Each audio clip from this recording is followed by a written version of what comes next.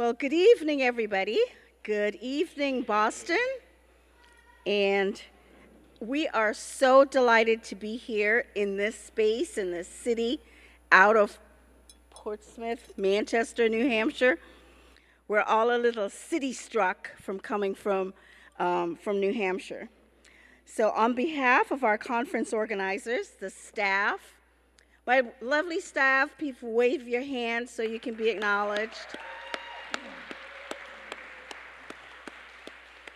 Our volunteers, they're all over as well. And our board of directors, they're all here as well. Just wave. I say smile and wave, everybody. Smile and wave. So we welcome you this evening to the 17th Annual Black New England Conference Award Dinner and Keynote Address. My name is Jerry Ann Bogus, and I'm the Executive Director of the Black Heritage Trail of New Hampshire.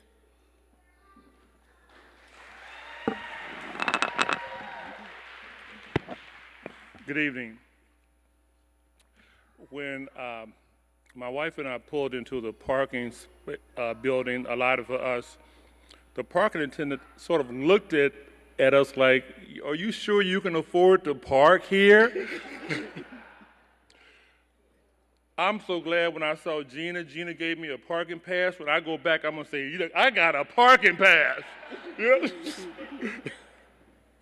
Anyway, my name is Dwight Davis. I'm the president of the board of directors of the Black Heritage Trail of New Hampshire. And Jerry Ann, I was a little disappointed. What I do? What you do? Yeah, you did. You did do something. When I walked in, several people said, Dwight, Jerry has been worried about, are you going to be here? Are you going to be here? And I saw Reverend Bob, and it just came to me. I said, ye of little faith. Ye of little faith. It hurt me, Bob. It hurt me. I'm thankful for all of you who have taken time to be with us tonight. This time of year is a very busy time of year, especially here in New England. And we know everybody's very busy. It's a very busy time for the conference, for the Black New England Conference and the Trail.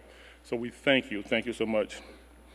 We're also thankful for the opportunity to raise the visibility of New Hampshire's Black history beyond the borders of New Hampshire and celebrate a people's history of resilience, versatility, and courage. I want to change that to celebrate our people's history of resilience, versatility, and courage. Okay? Amen?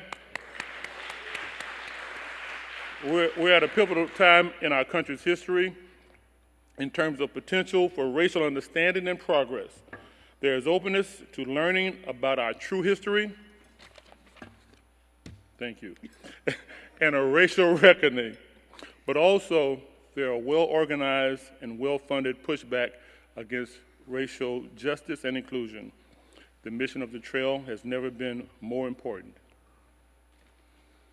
Nor has our potential ever been greater.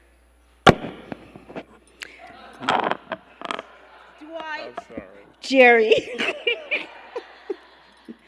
We are uniquely positioned in our state to share our stories because our programming is grounded in historical fact. And we did a tour here in Boston yesterday, and I was really surprised. We did a jazz tour that Boston, with critical mass of people of color, face the same exact issues we do in New Hampshire, of this erasure of our history. So we're really working, we're really excited to be here working with community organizers, working with Northeastern University, and working with other organizations like us to really raise the visibility of our history because it matters.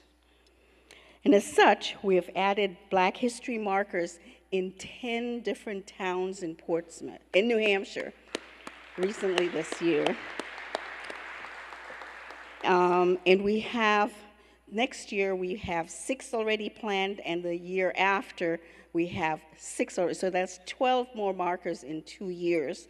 So we're really making and putting a visible mark of our history in our state, a state that's often known as one of the whitest in the Union. So our work is about empowering as we learn and celebrate our history and culture.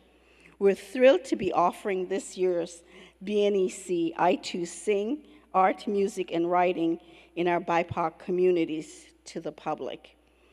It is all about the arts, and I couldn't be more excited to do the arts. The arts really celebrate us in all of our majesty, in all of our creativity, and in all of our ways to be self-empowering. So Boston, we're excited to be here.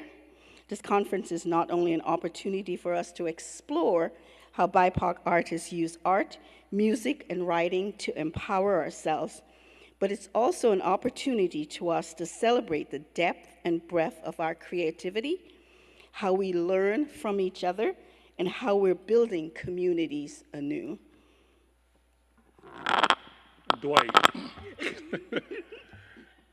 in unpacking our theme, we hope you fully engage in discussions that get to the heart and soul of complex issues.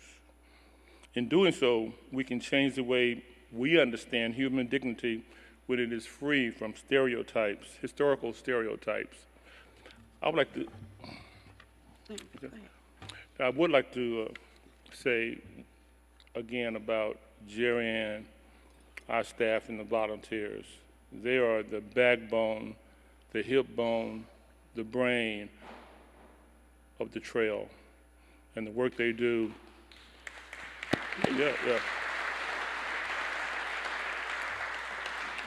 And the work they do is not only unique, it is unparalleled for our staff and a volunteer group of that size.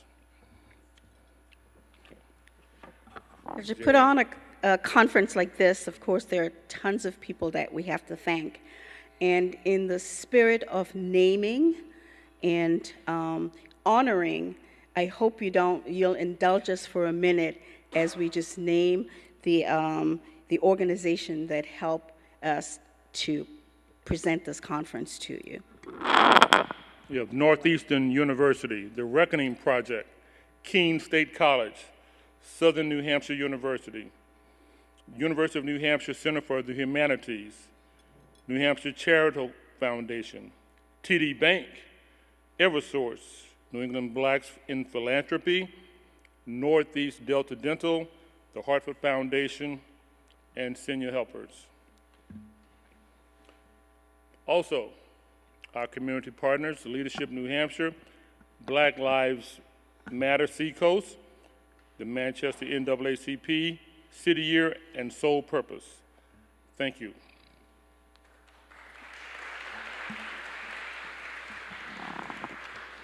And now we have a word of welcome from Boston's own Ronald Mitchell.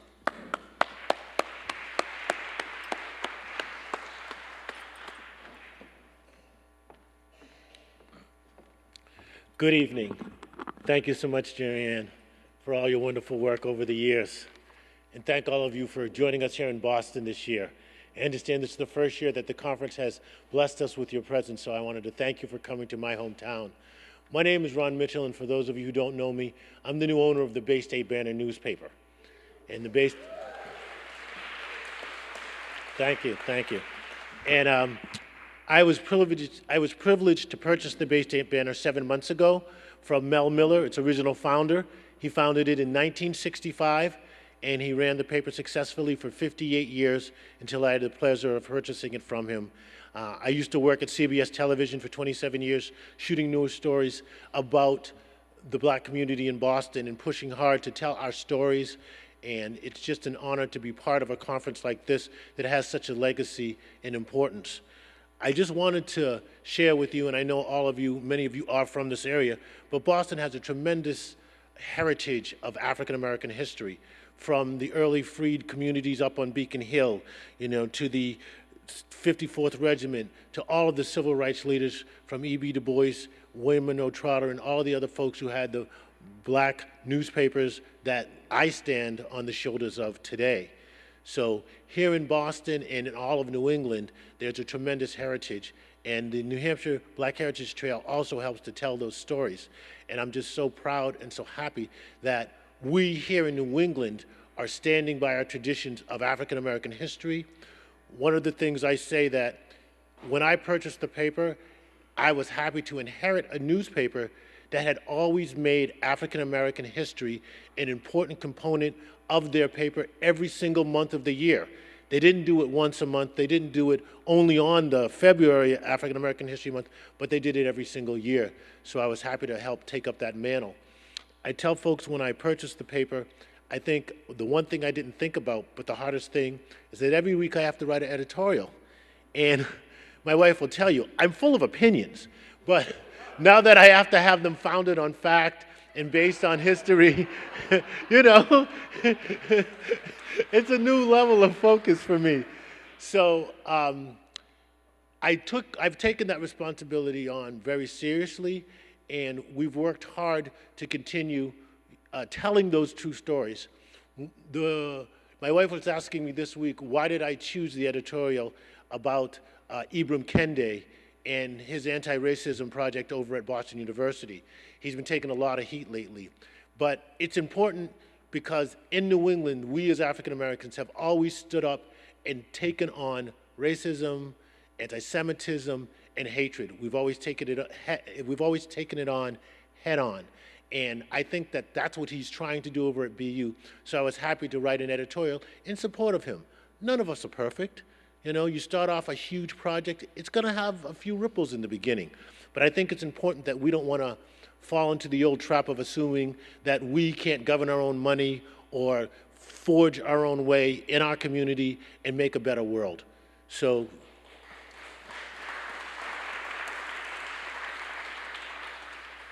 that is always what the Black New England Conference has done. So I'm really honored to be a part of it. I'm so glad you guys have joined us here in Boston this year. And I know that there'll be many, many more years of wonderful conferences. And I look forward to the dialogues. We have a lot of work to do in our country and in our world. And out of New England have come many, many African American civil rights leaders who have changed this world. So I'm honored to sit in a room with some of the future leaders who will continue to do that, and many who have done it in the past. So thank you so much. And I want to introduce, thank you so much, you can applause at that. And I want to introduce our next speaker. Thank you very much. Thank you. Thank you. Pleasure. Thank you very much. Ron, I'm David Madigan. I'm the provost. No, you're fine. I'm the provost of Northeastern. And actually, Ron, I was very pleased to hear you express support in, and I guess you've written about it, for Professor Kendi. Talk about a rush to judgment. It's just what happened in the press was quite insane. In any event, on behalf of Northeastern, I am absolutely thrilled to be here and to have this event here and host it here on our campus. Northeastern is celebrating its 125th birthday this year, but it's a university that has changed considerably over the years, and it has evolved into a major global research university. We have a strategic plan, we call it an academic plan, and we're very much working towards the goals of that plan, which are fundamentally the North Star for the university is positive impact in our world. That's what we're about, both in terms of our educational programs through our students and in terms of the research enterprise. Community engaged partnerships are centrally important to that. If we are to maximize our positive impact in the world, we can only do that by being embedded in the community and in our communities. We have 13 campuses that we're operating from around North America, two around the United States, 2 in Canada, 1 in the United Kingdom. And we are always asking at all times, how can we work better with our community partners to make this world a better place and to move the needle on key problems? And this event tonight certainly speaks precisely to that dimension. I've been delighted to learn, as I have in the last few days, about the partnership between Northeastern's Public History Program, the Reckonings Project, and the Black Heritage Trail of New Hampshire. And the partnership is propelled by a common agenda to make the contributions of BIPOC communities to the history of New England much more visible and to find novel and exciting new ways to celebrate these contributions. I want to especially thank Jerry-Ann Bogus, Executive Director of Black Heritage Trail of New Hampshire, and Dr. Professor Cabria Baumgartner, Dean's Associate Professor of History and Africana Studies. I want to thank both of them for their close work on multiple programs over a number of years, and on this conference in particular. Dr. Bogus' success in promoting appreciation of BIPOC histories in this region is inspiring. Retelling the past with a focus on African American presence and empowerment is critically important for civic life and at all levels of education. Cabria, Professor Baumgartner, simply does it all. She exemplifies Northeastern's commitment to excellence in research, experiential learning, and partnership. She is an award-winning author and historian and a phenomenal teacher who brings her students into her transformational research and community partnerships, including the work with the Black Heritage Trail of New Hampshire. Let's have a round of applause for both of them. Thank you, Cabria. I'm delighted that that the Black Heritage Trail has focused on the arts for this year's conference.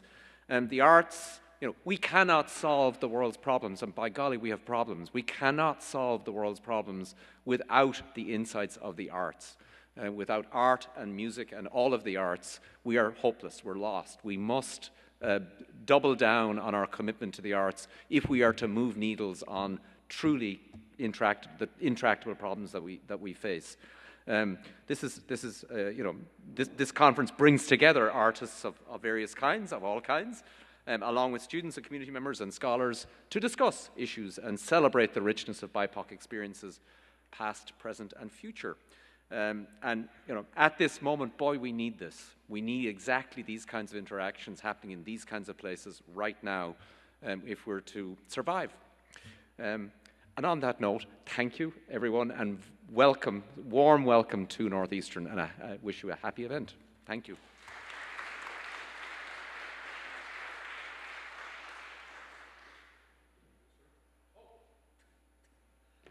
I forgot something. It is my pleasure to introduce my friend and colleague, Bob Jose, Dean of Student and Spiritual Life, I think is the formal title. But Dean Bob, over to you.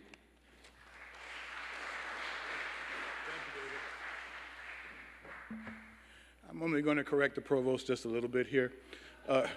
Good evening, everyone. My name is Bob Jose, and I serve here as the Dean of what we call Cultural and Spiritual Life here at Northeastern. Now, what that high and fancy title means is that I oversee the work of our 7 cultural centers, the John D. O'Brien African American Institute, the Asian American Center, the Latinx Center, the Center for Spirituality, Dialogue, and Service, the Center for Intercultural Engagement, LGBTQA Resource Center, and we have strong liaison relationships with our Hillel Jewish House and the Catholic Center, who are right across the street. And the work of these individuals is to make sure that the students, whoever they are, that go through those centers have an experience that they will remember and value. Now, having said all that, let me say that it is my honor to add my voice to those who are welcoming you this evening. I've been working with student populations for a long time now. I've been working with students of color for a long time now, and I can tell you this, that it's good, it's really good for me, and I hope for all of you, to see BIPOC communities in Boston and New England come together like this. But why? And really that's the question. Why? Why is it good? Well, I've come to find that it's good because gatherings like this allow us to celebrate our unique cultures, our experiences, and the important work, the very important work that I hear that's being done and in other places. It gives us the opportunity to celebrate these things. It provides us with ammunition to keep fighting the ongoing battle against racism and discrimination that simply won't go away. And consequently, we must keep battling it. In gatherings like this as well, our voices are amplified, aren't they? Our voices are amplified, which allows us to support one another and to celebrate diversity and demand the change that we know is needed. And it's my hope that this community and others like it will continue, because the more we come together like this, the stronger I believe we will always become. In addition, it is my pleasure to point out that the awardee this evening, Napoleon Joan Henderson, has generously collaborated with Northeastern students in contributing to the Black Artists of Boston project and website that is part of the Reckoning Project. In combining oral history and other artifacts, this project is an example of co-creation between students and community members, and it's drawing attention to the impact that the Black arts movement has had in Boston and the region. Such interactions like this are transformative for our students. So, my friends, this gathering we have here, it's clearly very important. Well, that's all I got. You know, as I like to say, that's my story and I'm sticking with it. It is great to have you all here on our campus. Again, a warm welcome. Welcome to Northeastern.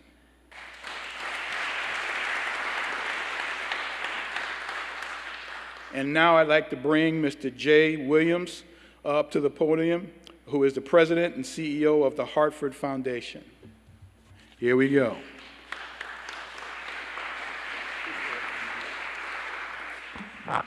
Good evening. Thank you, Dean. It is truly a privilege and honor to be with you this evening, and I have the distinct pleasure of presenting tonight's Black Heritage Trail of New Hampshire's 2023 Citizen of the Year Award to Napoleon Jones Henderson.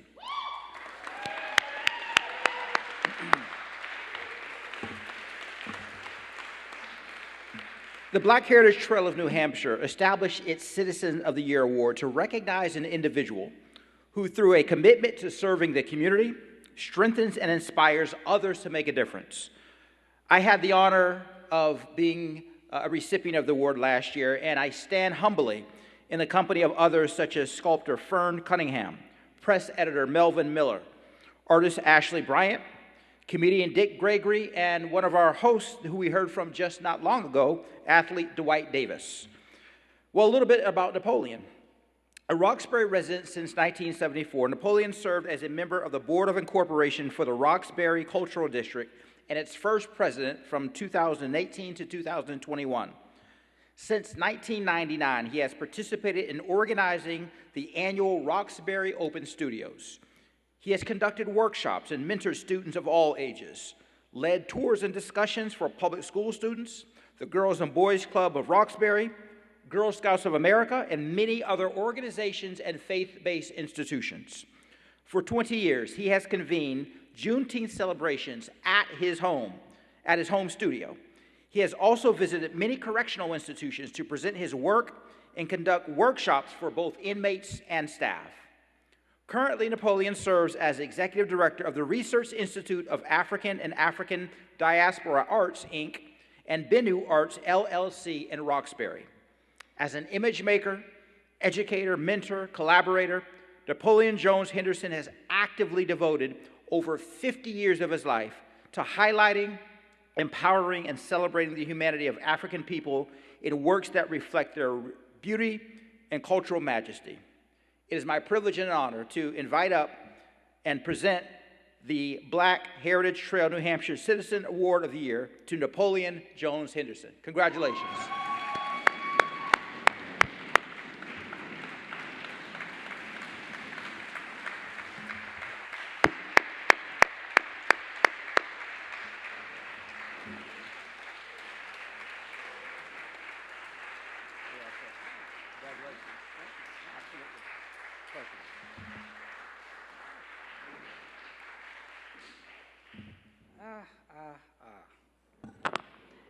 Hallelujah. As I was in attendance earlier today via the magnificence of the internet, and I was able to be in prayer with all the rest of you. All that was spoken this morning and all that will be speaking tomorrow encapsulates the trajectory of my life. Jerry Ann, she's always, been up to something. And I will just share a few little notes about this co-conspirator of mine that we met many years ago in New Hampshire at a Black New England conference. But the short trajectory is this. I'm from Chicago. I will always be a Chicagoan, okay? And I have the distinction of holding on to that because when I moved here in '74, all of my Bostonians told me I'll never be a Bostonian because I don't speak like a Bostonian. And I told them that's perfectly fine because I like to travel the world and I want people to understand what I'm saying. But needless to say, I came here to teach for 1 year, and I met such gloriously wonderful people that, not to mention that the airport's much closer here, 15 minutes, like in Chicago, it's about 15 hours. Seafood is right at my doorstep. And being a textile weaver, which I came here to teach weaving at Mass College of Art, this is the home of the New England, the industrial textile industry. So I was in heaven. Seafood, close access to the airport, and all the yarns I could want. But then in Chicago, I spent time with a good colleague, friend, and mentor of mine, Ulysses Duke Jenkins. And this is an extraordinarily gifted scholar and person. And Duke used to convene at his home virtually every Sunday, a gathering of individuals of like minds and concerns for our people, our culture, and the world as a whole. And when I came here, not to my knowledge, maybe 15, 20 years later, I get a phone call from a young brother by the name of Sean McGee, who is also from Chicago and used to be in all these Sunday meetings with me. He's young, a few years younger than I am. And he was a student at one of the colleges, Malcolm X Community College, where I was teaching at the time. He invited me to come up and present a paper, not a paper, but a presentation about my artwork and things of that nature, about me at the conference. And that's where I met Jerry Ann. And sometimes I think back and say, maybe I should not have taken that invitation, but nonetheless, I took it on good foundation because Sean was somebody I truly trusted, and I knew he would not reach out to me and ask me to be a part of something that was not on the up and up. So I agreed, and so Jerry Ann and I met, and long story short, Jerry Ann and I have been following my most favorite statement of Frederick Douglass: agitate, agitate, and agitate. And that's what she has been doing, and we have had the wonderful journey of challenging, which she has done, and I've followed in her shadow, win, of the bringing forward the glorification and the vitality and the majesty and the beauty of the Black presence in New England. And by so doing, it has gone from not just in New England, but beyond. And what she has chosen to do is nothing short of a daunting task for the most equipped individual on the planet. And she is that. She has done unbelievable things in New Hampshire and the New England area as a whole. But I'm just going to leave with one last little comment, and it's connected to Sister Allison's poem she read this morning, which is an encapsulation of what I seek to try to do with my visual works. I call it visual music. Jerry Ann is like a raisin in the sun. She was a plump grape in the beginning. She became a wonderful, exuberant, and brilliant raisin. But the one thing that hasn't happened, she has not dried up. She's been kicking butt, drawing people together, and has continued the legacy of Black excellence And through what she's been doing with the Black Heritage Trail in New Hampshire is nothing short than magnificent. And I hold her very dearly as a friend.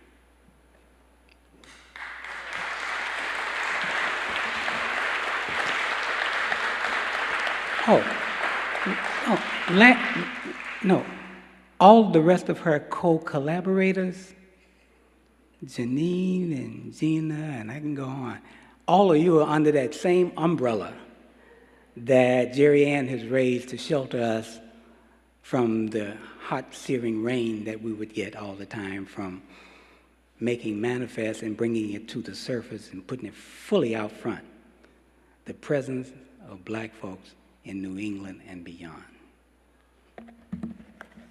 Thank you. Do I take this?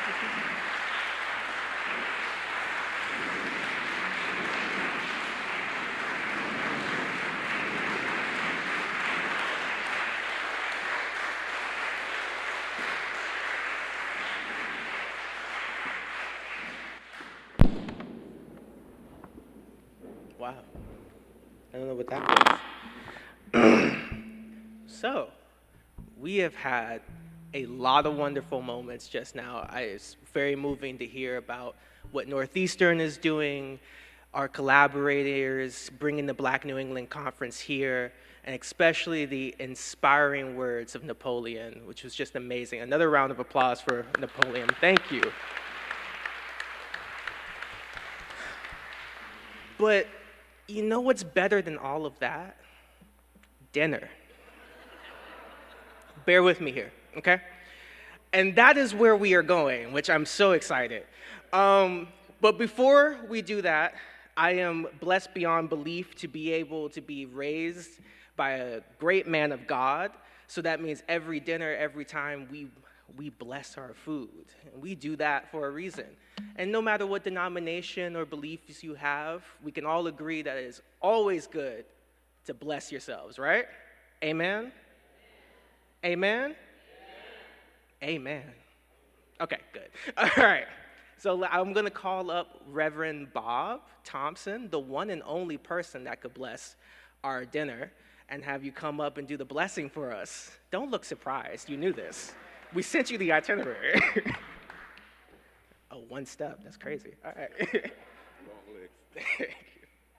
I just don't believe I'm the only person that could bless this food. I just don't believe that. Please pray with me. Loving God, we're grateful for all of this day, for the inspiration, for the truth of music, art, and words. Bless our food. May it be nourishing to our bodies, and bless our conversation, that in every way, body, mind, and soul, we may know your presence and your peace. Amen.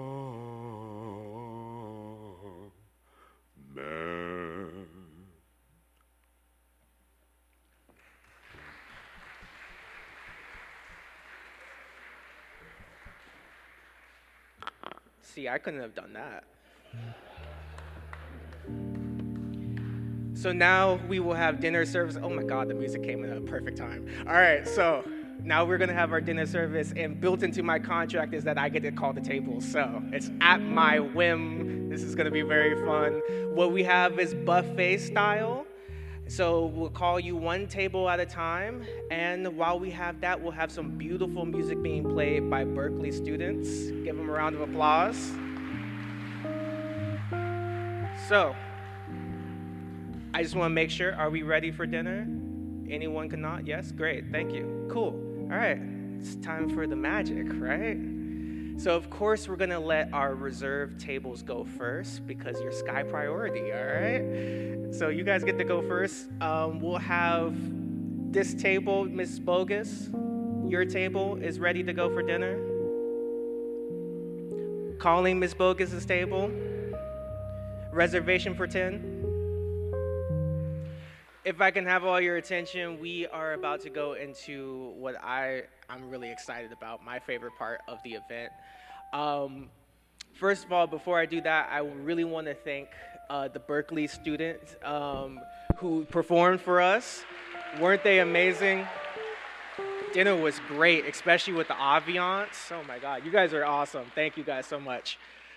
So, without further ado, we're gonna introduce Amara Ifeji.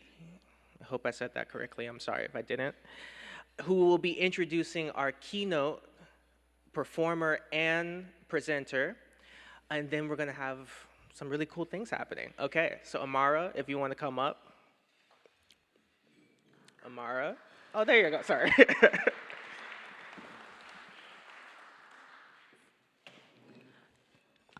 That down a little bit. Good evening, everyone. My name is Amara Ifeji, and I'm a fourth-year political science student here at Northeastern University. I have the pleasure of introducing our keynote performer and speaker this evening, Robin S. Robin's illustrious musical career includes her 1990s hits, Show Me Love and Love for Love, both of which were featured on the Billboard Hot 100. Last year, Beyoncé's Renaissance album sampled Show Me Love, which led Oprah Winfrey to declare Robin's hit as one of the most definitive house tracks of all time. Throughout her decades-long career, she has entertained millions, and her music continues to resonate with people of all backgrounds. Robin's music often explores the themes of love and reciprocity, which resonates for me as a reminder that we all, especially as Black folks, are deserving of communal care and love, despite these institutions that try to convince us of otherwise. Her work is truly emblematic of the vibrancy and creativity within the Black community. I am eager to hear the wisdom Robin has in store for us this evening, so please join me in giving Robin S. a warm welcome.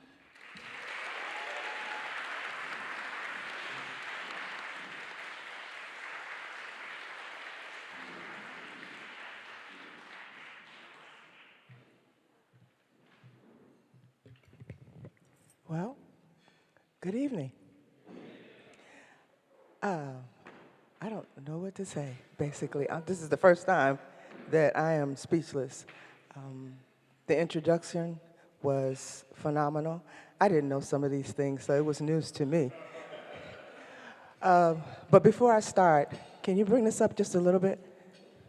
Thank you. Before I start, I just want to do a couple of things. I'm a naturalist. I don't like heels.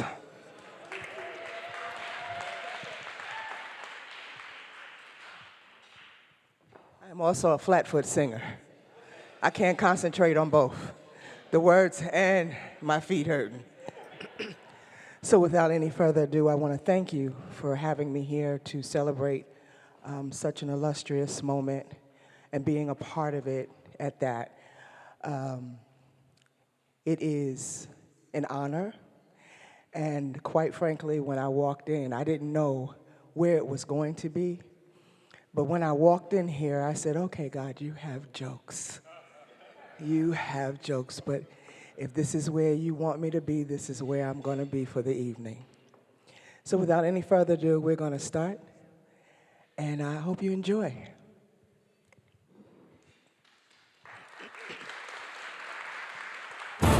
For 2 decades, at the forefront of music, she has become a global dance superstar.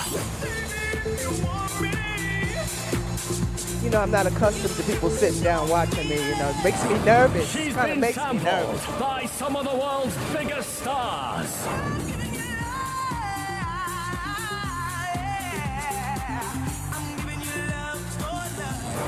smashing the US Billboard charts. You can always count on me. For even the small things I can see. A couple of these songs I did right. Sellout tours around the globe. Baby, if you want me, you've got to show me love. Now, she's here. I'm here. Live. Live. Robin S. Turn the music up some, please. Just a little bit more. Yeah.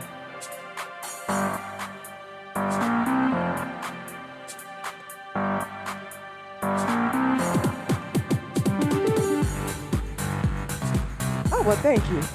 I sure appreciate that. Now I feel at home.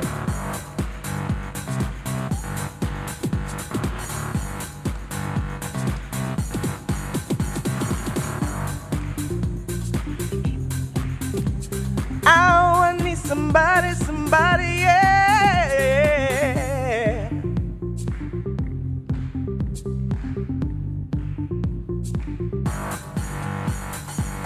It's so hard to find someone special. That's someone you can love and trust. It's so hard to put your love on the line. You know love will show its face in time. Some people, all they want is fortune. Some people, all they want is fame. Some people, all they'll do is break your heart. There's got to be a better way. I'm giving you love. I'm giving you love for love. If you feel it in your heart, that's the only way to start. It's gotta be love for love. Hey! I don't mind if the rest of you get up and dance either.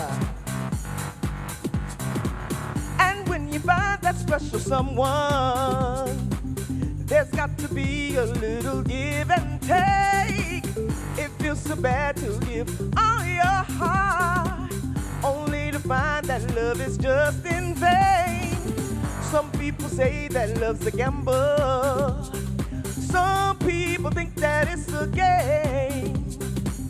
Some people say that love is just for fools. There's got to be a better way of giving you love. Yeah, I'm giving you love for love. If you feel it in your heart, that's the only way to start. It's gotta be love for love. I'm giving you love. Oh, baby, I am giving you love for love. If you want me here to stay, baby, that's the only way. It's gotta be love for love. Now, everybody, just put your hands up for me. Come on.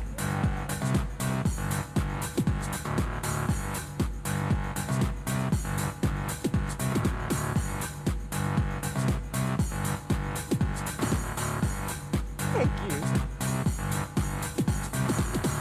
I need your loving on my baby. I want your loving, baby. It's gotta be love, it's gotta be love, it's gotta be,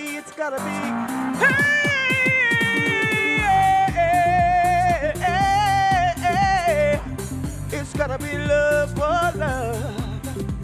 If you feel it in your heart, that's the only way to start. It's gotta be love for love. I'm giving you love. I'm giving you love for love. If you want me here to stay, baby, that's the only way. It's gotta be love for love. Hey,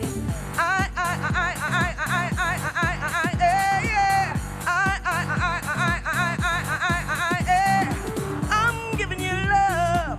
I'm giving you love. I'm giving you love. I'm giving you love. I'm giving you love. I'm giving you love. Thank you. Thank you. Thank you so much. I appreciate y'all standing up at a dinner table. I thank you so much. It feels like home. Yes. So this next one, I know that you all, I can honestly say, yeah, you all will recognize, and I hope I have done it justice. We're ready.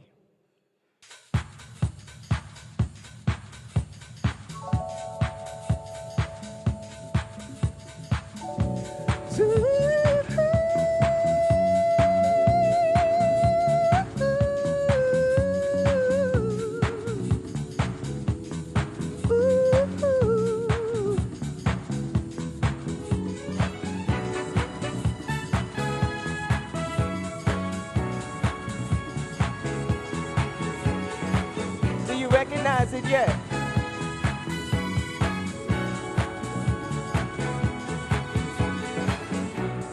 You know how to love me. You know how to make it right. You know how to love me.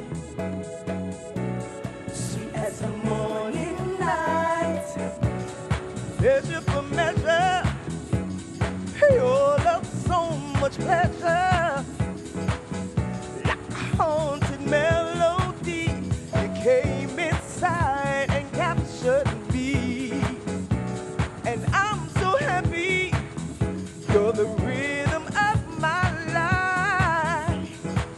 You and I together will stand the test of time. You know how to love. Sure you do. You know how to make it right. It's so nice. You know how to love me. There's no denying it. Hey, hey, hey, hey, hey, hey.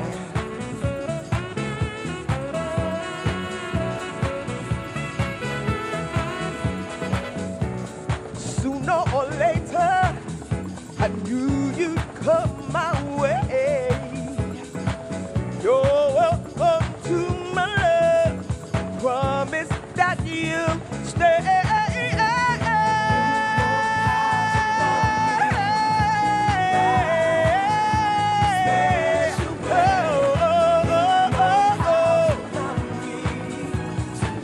Tonight, I wanna say you're the real that I feel never go away.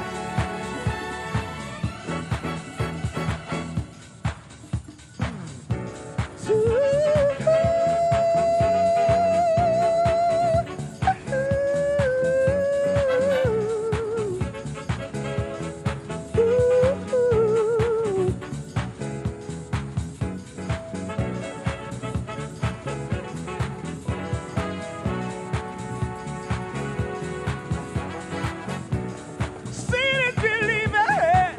Don't you know you're a dream come true? There ain't no deceiving about the way that I'm loving you. Oh, oh, oh, oh, oh, oh, oh, oh, oh, oh. Yeah, yeah, yeah, yeah. I just wanna say you're the real feel go away.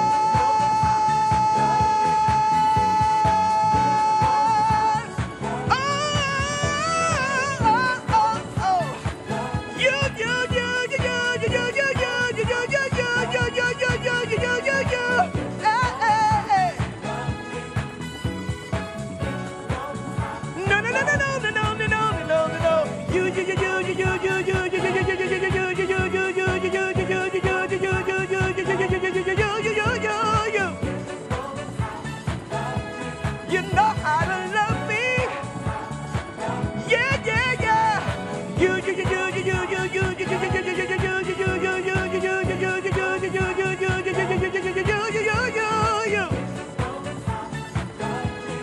know how to love me, yeah.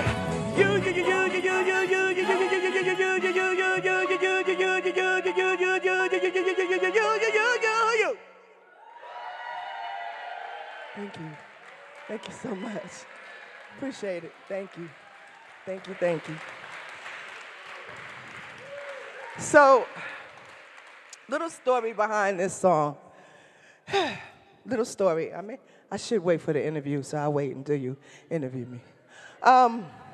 See, I asked them not to ask me questions or prep me on anything because I like being authentically real, organically and authentically real.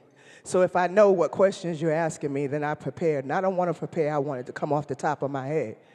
So, but this song is a song that was originally released in 1990. And it didn't do too well with the music behind it. And so they re-released it in 92. And I didn't know what to do with myself. I had just had another baby. And I was told I was going to have to go on tour and leave my newborn. Luckily, I had a support system that did me well, blessed me, and was a second mother to my 3 children. But I couldn't stand this song. I didn't like it. And when it was given to me in the beginning, I was like, because I'm used to singing R&B, jazz music, okay, a little merengue, but never dance music. And when they gave it to me, I was like, I can't do this. It's moving too fast. Imagine that, right? 30 years later. And I took it home and I tried it out, and I'm like, this is not me, I can't do this. Long story short, I did it, and the original version that you hear, I had the flu. Now, y'all didn't hear me when I said that. I was sick as a dog, and I had the flu. But I knew that it was only one time in my brain, my crazy brain was saying, it's only one time you're gonna have to sing this song. So just sing it from the toes and you can go home and go to sleep. Not thinking that 30 years later, and I tried to forget the words, that I would have to sing it again and again and again, and you know, the whole history of the song. But anyway, we're gonna do this for you. Let's go. I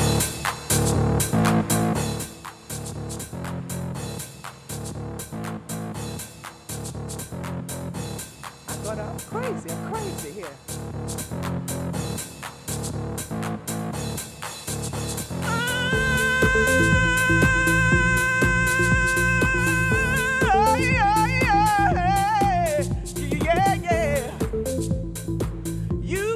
Show me love, oh, heartbreaks and promises, I've had more than my share. I'm tired of giving my love and getting nowhere, nowhere. All I need is somebody who really cares. I really need a lover that wants to be there. It's been so long since I touched a holding hand. Oh, oh, oh, oh. I can't put my love on the line. That I hope you understand. So baby, baby, baby, if you want me, you sing it. Yeah, yeah. Words are so easy to say. You sing it. So wait, I'm tired of getting caught up in those one night affairs. What I really need is somebody who will always be there. Don't you promise me the world?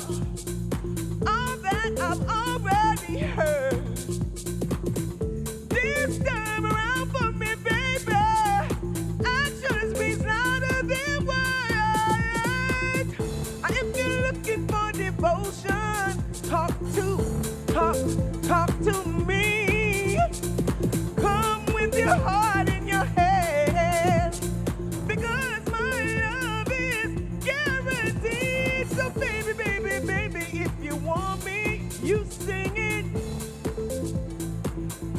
That's right. Words are so easy to say. You sing it. There's nothing that you can tell me. You've got to show me love. There's only one key to my heart. You've got to show me love. Come on, put those hands together. Show me, baby. You've got to give it to me, give it to me, give it to me, yeah. I don't want your fakes, don't want your phony. I need your love. Show me, baby. Give it to me. I'm not your toy, I'm not your plaything. You've got to understand. If you're looking for devotion, talk to me. I got you. Come with your heart in your hand, because my love is guaranteed.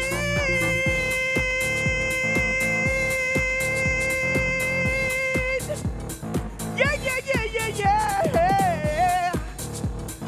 Baby. You got to show me love. Everybody say yeah. Yeah. Say yeah. Yeah. Oh yeah. Oh yeah.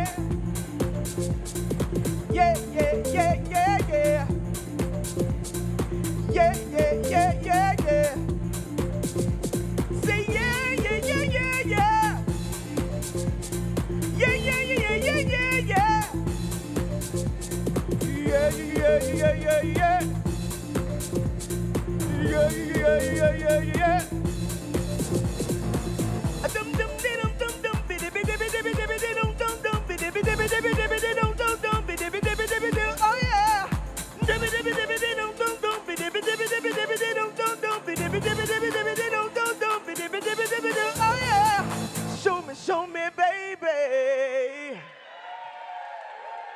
Thank you. Thank you so much. You're gonna interview me flat foot, right? No heels on, right? Okay.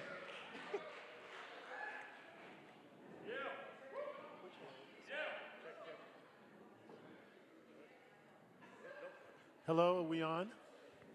Hello, check. Can you guys hear me? Can I hear me? Okay. Robin, do you hear me? I hear you. And we heard you. Thank you. Another round of applause for Robin. Thank you so much for joining us here in Boston, coming up from Atlanta. So I had the pleasure of chatting with Robin for a little bit in the beginning, and as she explained to you, she didn't want me to ask too many questions because she wanted to I didn't want you to ask any questions. I know, she kept cutting me off. And I'm a newsman, 27 years, plus the paper. That's all I do is ask questions. So now I have a chance to ask. I guess my first question would be, what inspired you to be a singer? I started off singing in church, in the children's choir. And that was my foundation. I didn't know at that time that was my destiny. But from a young kid, I've been a believer. And I always knew that there was a purpose and a plan for me. And it wasn't until my mom, who is no longer here, God rest her soul, she put on my first concert. And from me singing with a live band and entertaining people and the reactions, I was like, wow. At the age of 8, no less, okay, I touched some people. Oh, I think I like this. I think I might want to do this. And from that age on, I just had a love for it. I always loved music. I listened to, of course, Aretha Franklin and Nancy Wilson and Ella Fitzgerald and Mahalia Jackson, and I just loved the tone of the voices, and that's what drew me to it. Well, thank you. That's wonderful. So My next question really comes to your super duper star hit, You Show Me Love. When you first came out with that hit, it was an anthem for a lot of folks who were going through struggles in the LGBT community, and it has now become the number one, anthem for house music. I was a house head back in the day. Me and my wife used to run down to New York and do the dance clubs and everything. And can you tell us a story about how that music, like maybe somebody who was inspired by your song and came and shared a story about how that helped them through a tough time? Sure. Because it's such an inspirational song. It just, Sure. As I stated before, I didn't like the song. No, let me rephrase that. I hated the song. Up until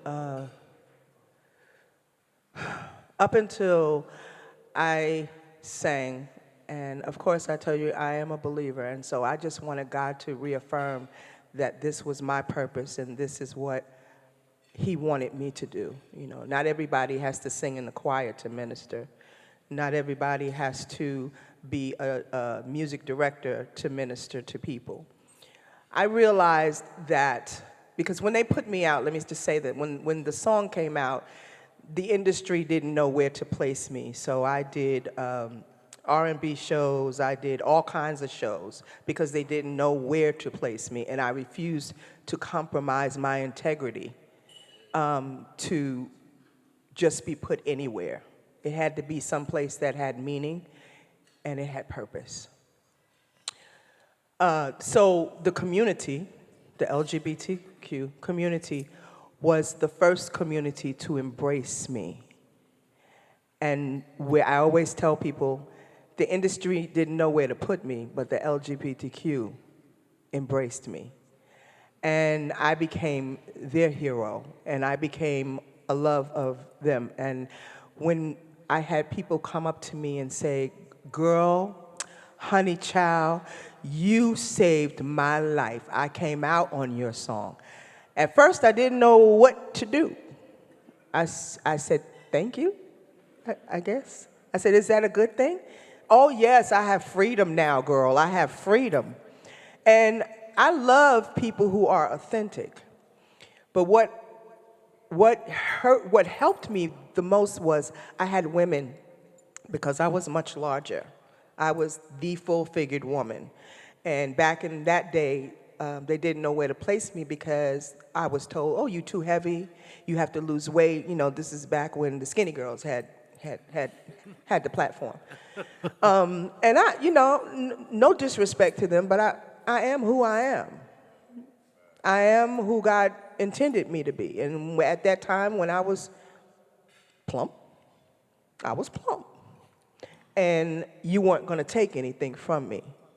And I often told the label, "Well, I don't care, drop me.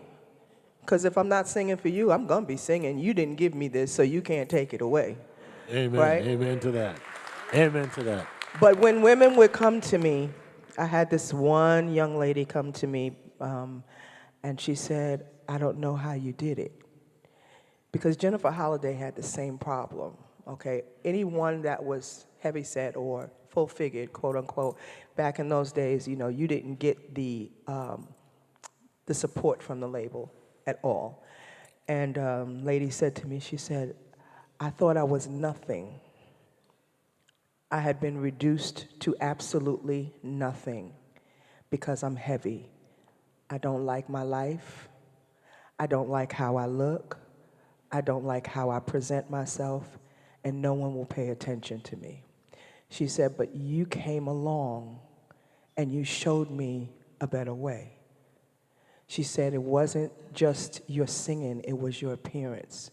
And she said, "You made me believe that I could do anything I want to do." And that's the time when I said, "Okay, God, you're humorous. I now see what my purpose is." And then I began to say, this is bigger than me. It's much bigger than me. It's about saving souls through music. And I always said that if one person came up to me after each show or after every other show, but they came up to me and they said, girl, you sound like you sang in church. You sound like did you ever go to church? Did you ever sing in church? I said, if that ever happened, then I knew I was doing the work of God. So that's when I believed. Wonderful, wonderful. Well, you definitely have a voice from the heavens, so thank you so much for that. Thank you. That you kind of already answered my next question, but I'll pose it. As we listen to the music of today, the popular music of today, talk to us about how your dance music anthem and the journey that you have has changed the industry and, you know, paved the way for many other singers. And you talked about it, you know, there are so many, and then now Beyonce, obviously, you know, utilizing your historic house music track as her now super #1 hit. I mean, you know, that must be gratifying. But talk to us about how that makes you feel and how your music has helped to change the industry. I'm thankful, first of all, and Beyonce is not the only one who has done my music, right? It's just that she's the biggest, most right, recently. Yeah. Right. We have Jason Derulo, we have Chris Brown, we have.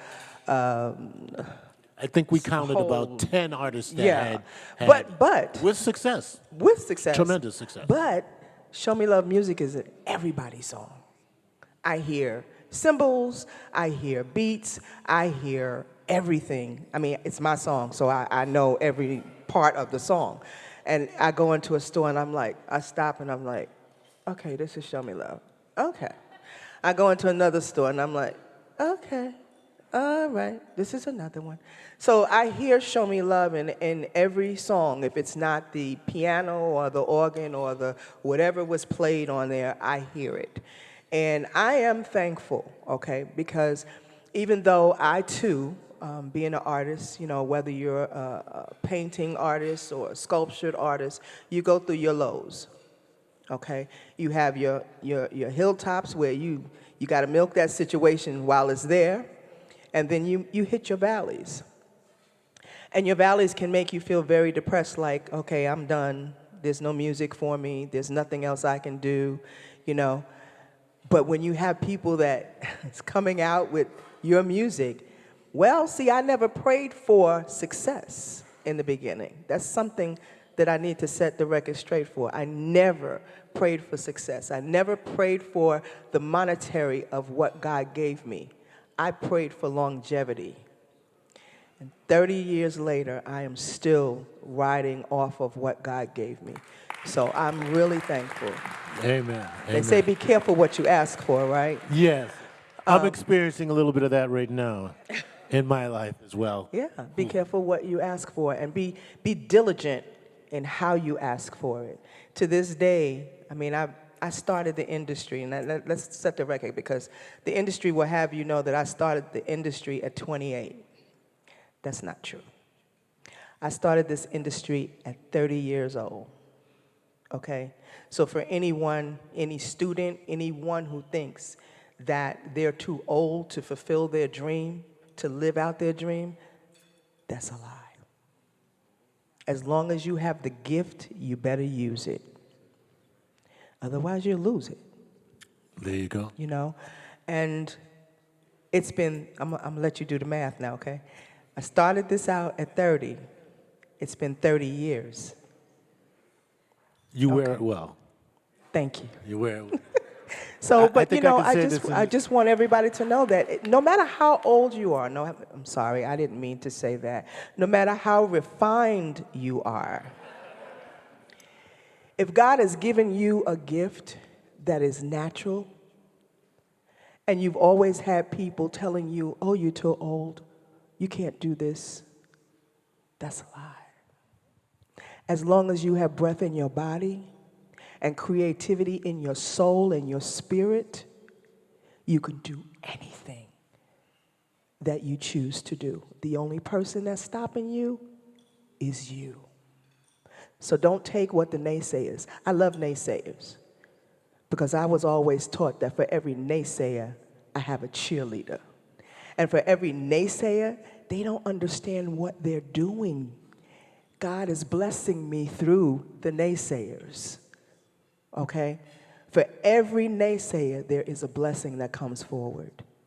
And so when you have people telling you that you cannot do, yeah, okay, that's what you think. That's how you feel. But I'm going to show you different. And I've been showing them different for 30 years. Wonderful. So I know that we're running out of time. Okay. But I'm going to ask you one more. And this is, and again, you seem to keep, as your authenticity comes out, you answer many of my questions before I get to ask them. Good. So it is good. It's very wonderful. But this is my last question, and then maybe one or two questions from the audience. But my last question is a question that I would ask you, and I want you to talk to the young artists out there who are making music, and you just did that. Mm-hmm. But I want you to share with them your view on their responsibility to our society. Music has always been a tremendous catalyst for positive change and upliftment of all people in this world, and especially in our country and the African American community. So can you talk to the young budding artists out there about what their responsibility is to themselves and to the community based on the music that they're creating? Okay, your responsibility to yourself is to never compromise your body. Never compromise your spirit and your soul. That is what you owe yourself. I've had propositions, I've had invitations, if you will, but that's not what I was in this for.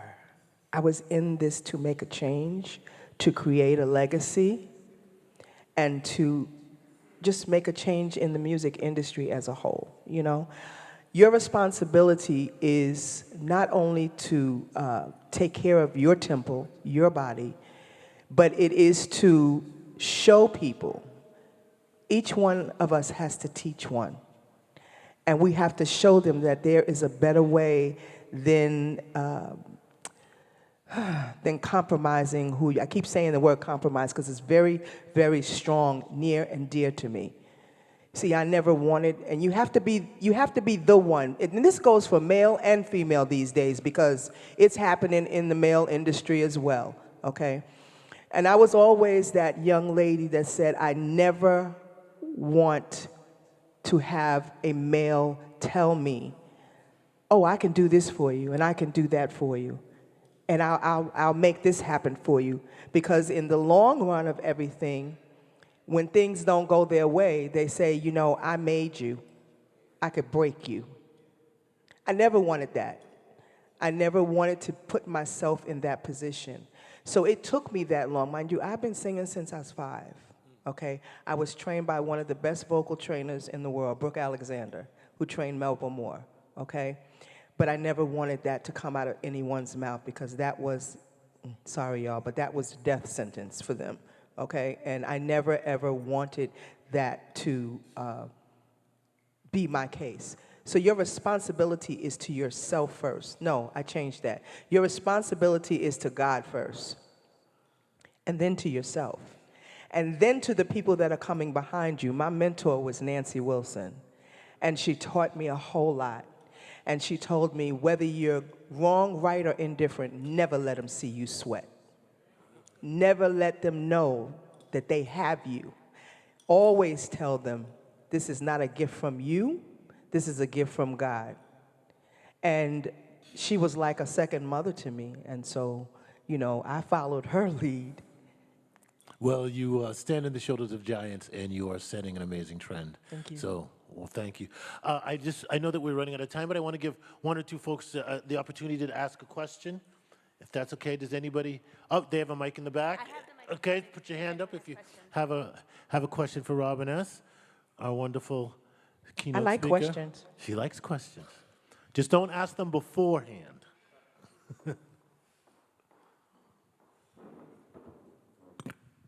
Thank you so much for the gifts that you offer us. My question is, what is bringing you joy lately? What has been bringing you joy? Everything, man, everything. What's bringing me joy is when I go to concerts, or I have a concert, or I'm included in a concert or a festival, and I see 5 generations. These babies didn't know nothing about me, but their parents introduced me to them. And I always say you have 3 seconds when you get on stage. 3 seconds. By the time you get to that microphone, you have had to view your audience and make a determination who you're gonna mess with, who you're gonna talk to, who you're gonna let in your circle, and then you follow suit. It gives me joy to see the faces, people smiling, kids that are 15 years old singing my song. It's like 4 or 5 generations, people who are 80 years old singing my song. It gives me joy to know that I am effecting generations. That's what gives me joy. Thank you. So one more question, one more hand up in the back. Yeah, so thank you so much. I'm just excited, first of all, because when the song we danced here, a beautiful song, came out, I was a young man in the university back in Kenya, in central Kenya. So, like you said, we sang it was like an anthem. And so, we were just hitting the floor, dancing, jumping. So I'm so pleased to have you here, to see you in person, and to hear you speak. I emailed my old friends we were in college with and told them that I'll be here, and so thank you so much. Question to you is, where have you not gone that you would love to go? For example, did you perform in Africa? Yes. Nice. So where else have you not gone? Thank you. Ooh, believe it or not, Hawaii. Oh, okay. There you That's it. I mean, I have friends that say, well, let's go out. Go out where? That's my response. Let's go hang out. Hang out where? Oh, well, let's go to this club. Well, first of all, I don't do night. I don't do night people. And I don't do night, because people at night are crazy. Okay? So I'm like, well, where are we going? Oh, we're going to go to this spot. What spot? Do you understand that I've spent the majority of my life in a club? I've been to every club known that was open. I have no desire. I like my 4 walls when I get home. And like Hawaii is the only place that I've never been, and I've enjoyed. What a great experience to still be living out your dream at 61. God bless. It gets no better than that. God bless. Well, Robin, I just want to thank you so much for coming and talking with us and sharing your amazing, beautiful, inspirational music. Thank you. Thank you All so right. much. We Thank you love for you having so me. much. Thank you. Thank you so much, Robin. Just thank you so much for what you've done for so many years, unrelentless, always bringing the love and bringing the culture. So thank you as well. And this is your wonderful evening, so I just want to give you a chance to say thank you to everybody. I purposely make somebody else close this out other than me. But very inspirational, and I'm lost for words. Really, thank you so much. There is your long history that we can look at in an industry that's not very forgiving. It's a difficult industry to be in, and to have survived it and to continue to show love in it is more than thankful and more than remarkable. So thank you. Thank you. 2 superstars. 2 superstars. Thank you so much. Who's our person closing out? My name is Tanisha Johnson, and as a Black Heritage Trail New Hampshire board member, I would like to add my congratulations to this year's award recipient. I also want to say this performance tonight was amazing. I will say that I have been singing this song. I sing it in my kitchen. I've also said it to a lot of people. But I've also told my daughter about this song, and she's 17, and she sings this song. And if you know my daughter, some of you might know her, you know that it's working for her, because she is a fierce person. So I appreciate you for that.